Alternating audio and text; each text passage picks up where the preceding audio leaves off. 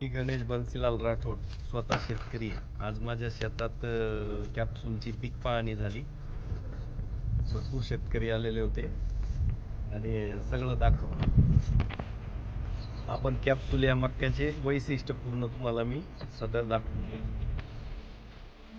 बघा, मक्का जे आहे ना, खालून तर पार टोकापर्यंत पूर्ण दाणे भरलेले आहेत आणि सगळे दाणे सारखे वाटत आहेत. एकही मक्यात असा फरक नाही आहे दाण्यामध्ये. पूर्ण जिथं पाहिले आपण प्रत्येक कणीस, आता हा पण बघितला तरी हा पण टोकापर्यंत भरलेला आहे, हा पण टोकापर्यंत भरलेला आहे. आणि त्याचा कलर आहे ना, खूप छान आहे, नारंगी कलर आहे. दाणे काढल्याच्या नंतर कलर एकदम चटकदार दिसतो.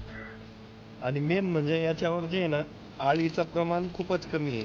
कोणत्याच मक्कावर आळी अशी आपल्याला दिसणार नाही. बघा, आता आपण मागच्या याच्यात बघितलं होतं की आळी येत नाही, तर आळी का येत नाही हे तुम्हाला मी दाखवतो.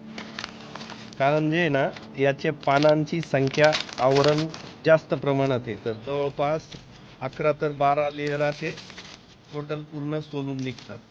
आवरण जास्त असल्यामुळे त्याच्यावर अळीचा अटॅक कमी प्रमाणावर असतो. बघा, इतके सोलल्याच्या नंतरही मध्ये दाणे अजून निघाले नाही, म्हणजे याच्या कापडांची संख्या जास्त प्रमाणावर आहे.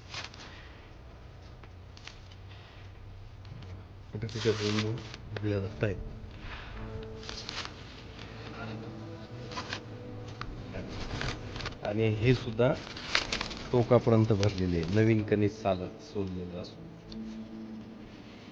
बघा, जे ना, मक्काची हाईट बघा तुम्ही, एकदम मध्यमवर्गीय आहे, जास्त हाईट सुद्धा नाही आहे तिला. हाईट नसल्यामुळे किती वार जास्त हे झालं, खाली ओलही जास्त असलं तरी मक्का पडत नाही. बघा, आता याच्यात आम्ही ना एका बिट्टीचं पूर्ण दाणे काढले. तर बिट्टी एकदम खूप बारीक प्रकारात आहे, जास्त जाड नाही, तिचं वजन पण खूप कमी आहे. आणि दाणे जे आहे ना, एकदम कॅप्सुलो सारखे लांब दाणे दिसत आहेत. दाणे मजबूत पण आहे, जाड पण दिसत आहेत, वजन जास्त वाटतंय. बिटी बारीक असल्यामुळे उत्पन्नात जास्त वाढ होईल, त्यामुळे विकायला सोपं जाईल, भाव चांगला मिळेल.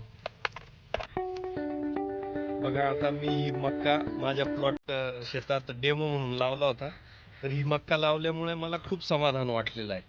आणि मी तर शेतकऱ्यांना सांगू इच्छितो की जास्तीत जास्त आपल्या कॅप्सूल 4786 ही मक्का सगळ्या शेतकऱ्यांनी आपल्या ज्याच्या त्याच्या क्षेत्रात वाढवली तर खूपच छान होईल, सगळ्यांचं उत्पन्नात वाढ होईल.